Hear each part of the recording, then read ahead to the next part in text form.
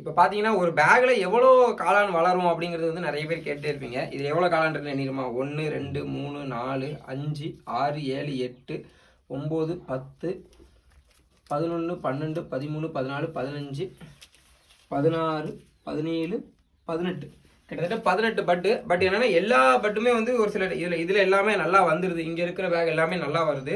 ஒரு சில டைம்ல என்னன்னா தண்ணி கரெக்டாக கீழே மாய்ச்சர் மெயின்டைன் பண்ணல அப்படின்னா என்ன ஆகும்னா அப்படியே காஞ்சி கீழே வந்து விழுந்துடும். இந்த மாதிரி வந்துட்டு இப்போ என்னன்னா தனியாக வச்சிருக்க பேகு இதில் இருக்கிறது வந்து காஞ்சி இந்த மாதிரி கீழே விழுந்துடும். இது இந்த ஷெட்லேயே வந்து ஒன்றே ஒன்று மட்டும் தான் இந்த மாதிரி காஞ்சி கீழே விழுந்தது.